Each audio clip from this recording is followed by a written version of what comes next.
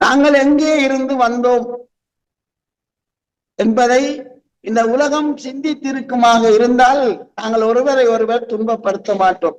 ஆயுத கலாச்சாரம் வளர்ந்திருக்க மாட்டார்.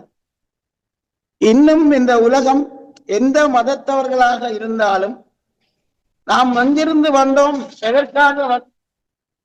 எதற்காக வந்தோம், எதை செய்து கொண்டிருக்கின்றோம் என்பதை சிந்திக்காத உலகமாக இருக்கின்றது. ஏத்தான் வள்ளல் பெருமான் அன்று அழுதார், தொழுதார்.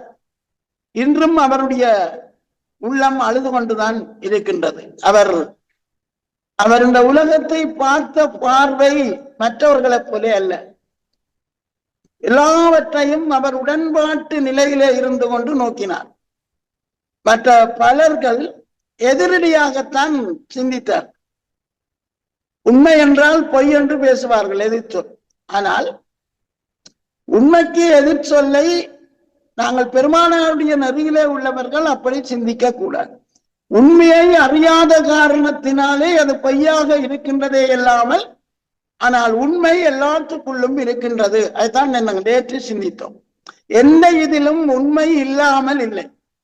நாங்கள் எல்லாம் ஜடபூத அணுநிலையிலே இருந்துதான் நாங்கள் இன்றைக்கு ஒரு மனித பிறவியை எடுத்து பெருமானாரை பற்றி சிந்தித்துக் கொண்டு இருக்கின்றோம். அப்ப நாங்கள் எங்கே முதல் இருந்தோம் என்றால் ஜடபூத அணுவாக நாங்கள் ஒவ்வொருத்தரும் இருந்திருக்கின்றோம் என்பதை நாங்கள் முதல்ல சிந்தித்து தெளிய வேண்டும். ஆகவேதான் அந்த பெருமானாருடைய நெறியிலே அந்த உடன்பாடும் இரக்கமும் அவருடைய நெருக்கில உள்ள சிறப்பு என்னென்றால் யாரும் ஒரு பொருளை கூட உதாசீனப்படுத்த முடியாது. அந்த அளவுக்கு ஒவ்வொரு எந்த ஒரு கத்தி எடுத்துக்கொண்டாலும் சரி, அல்லது எந்த பொருளை நாங்கள் எடுத்துக்கொண்டாலும் ஒவ்வொரு அணுவனுடைய அகநிலையிலே மூலமாக இருப்பது அருட்பெரும் ஜோதி தான். அப்ப அந்த அருட்பெரும் ஜோதியாத்தான் நாங்கள் இருக்கின்றோம். இதான் இப்ப பெருமானுடைய நெறியில உள்ள சிறப்பு. அவர் எப்பொருளையும் நின்சாயலாக பார்ப்பனே அன்றி வேறு எண்ணியது உண்டோ. இந்த வரி எல்லாம் கொள்ளுகின்ற வரிகள்.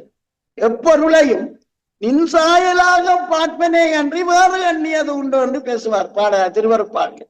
அப்ப அவர் எந்த பொருளை கூட இறைவனாகத்தான் நோக்கினார். அப்படி இறைவனாக நோக்கிய காரணத்தினாலேதான் அருட்பெரும் ஜோதி ஆண்டவர் அவருக்கு தண்ணியை கொடுத்தார்.